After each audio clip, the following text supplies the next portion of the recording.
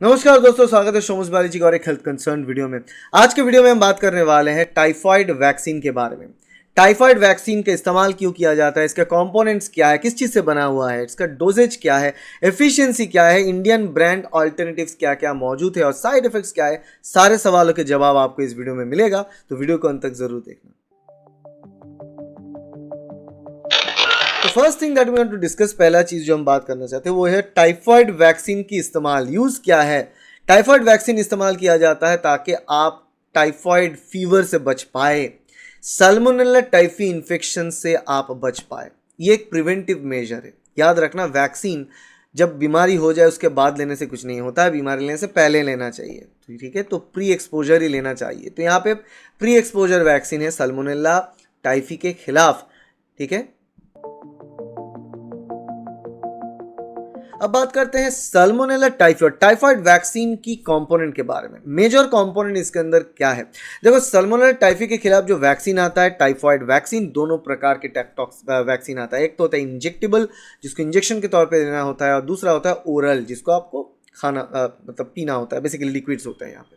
तो वहाँ पे इंजेक्टेबल फॉर्मेट और ओरल फॉर्मेट में आते हैं। इंजेक्टेबल फॉर्मेट में जो आता है वो बनता है सल्मोनेला टाइफी बैक्टीरिया की। अगर बॉडी को देखा जाए, स्ट्रक्चर को देखा जाए, तो उसमें एक स्ट्रक्चर है जिसको VI पॉलीसैकेराइड बोलते हैं। पॉलीसैकेराइड मतलब एक प्रकार के चीनी, शुगर। तो वैसे ही एक VI पॉलीसैकेराइड जो स्ट्रक्चर है सल्मोनेला टाइफी की मेम्ब्रेन की, उसी को इस्तेमाल करके बनाया जाता है इंजेक्टेबल फॉर्मेट में सल्मोनेला टाइफी के खिलाफ टाइफाइड वैक्सीन। और ओरल वैक्सीन जो इस्तेमाल किया जाता है वो total live attenuated Salmonella typhi को यूज किया जाता है। मतलब कि ऐसा सल्मोनेला टाइफी जो जिंदा है मगर वो एटेन्यूएटेड फॉर्मेट में है, उस सल्मोनेला टाइफी को यूज किया जाता है as a oral typhoid vaccine. अब बात करते हैं सल्मोनेला टाइफी के खिलाफ जो वैक्सीन है उसका डोजेज क्या है। टाइफाइड वैक्सीन दोनों प्रकार का है, इंजेक्टेबल, ओरल। इंजेक्टेबल जो फॉर्मेट में आता है वो डोजेज एडल्ट्स और चिल्ड्रंस, मतलब बड़ों और बच्चों के लिए सेम ही है। जो भी बच्चा 2 साल से ज़्यादा एज है या फिर एडल्ट है, उनके लिए वो सेम ही आता है। सिंगल डोज आता है, सिंगल डोज इंजेक्ट किया जाएगा and you are protected against salmonella typhi infection. और जो ओरल डोज है वो 4 कैप्सूल्स आता है, और 4 कैप्सूल्स को आपको लेना होता है 1 दिन के गैप में। मतलब आप आज एक कैप्सूल ले रहे हो, कल गैप देके परसों एक, फिर एक गैप देके एक, ऐसे करके एक एक दिन की गैप देके आपको एवरी अदर डे आपको लेना होता है। ऐसा 4 कैप्सूल से जो है डोजेज, ओरल डोजेज कंप्लीट होता है।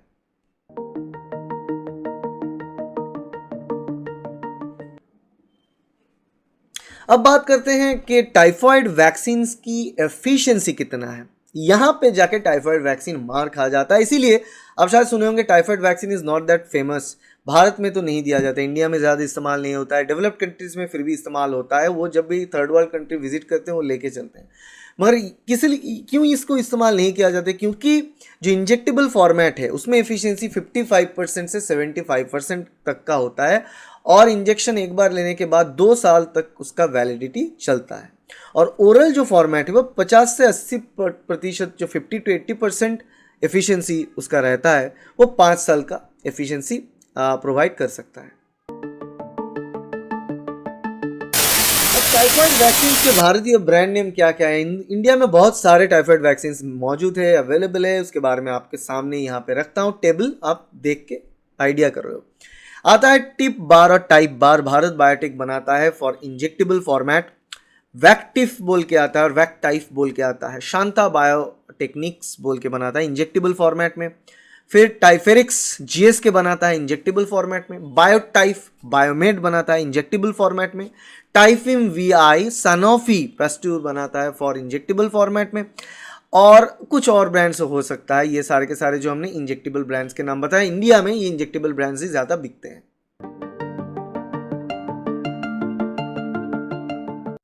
अब बात करते हैं कि ये वैक्सीन के साइड इफ़ेक्ट्स के बारे में। देखो, वैक्सीन का जो साइड इफ़ेक्ट्स है वो काफ़ी हद तक बहुत सारे वैक्सीन में सिमिलर आते हैं, जिसमें जिस जगह पे वैक्सीन दिया जाता है, जैसे कि BCG वैक्सीन जहाँ पे दिया जाती है यहाँ पे, तो वहाँ पे दर्द होना, ठीक है, वैक्सीनेशन के बाद लाल होना, जलन जैसा फीलिंग होगा, कभी कभी थोड़ा सूजन हो सकता है, उसके साथ साथ थोड़ा फीवर रह सकता है, बुखार, उसके साथ साथ जो ग्लैंड्स है वो ग्लैंड भी थोड़ा बहुत स्वेल्ड अप हो सकता है। ये सारे के सारे सिम्टम्स होते हैं किसी भी प्रकार की वैक्सीन की जगह की side effect, overall related side effect. अगर कोई इम्यूनो कॉम्प्रोमाइज पेशेंट हो, जिनका इम्यून सिस्टम अच्छा नहीं हो, वहाँ पे जाके वैक्सीन लेने के बाद हो सकता है अगर लाइव बैक्टीरिया है जो एटीन्यूएटेड फॉर्मेट में है या फिर वीकिंग फॉर्मेट में है, वो हो सकता है कि कुछ इन्फेक्शन फिर से कॉज करे, मगर वो भी बहुत रेयर इंस्टेंस में होता है। अदरवाइज रिएक्शन जहाँ पे दिया जाता है, रिएक्शन वहाँ पे ही होता है। तो इंजेक्शन साइट की पेन, दर्द होना, लाल होना, ये सारी चीज़ ही रहता है।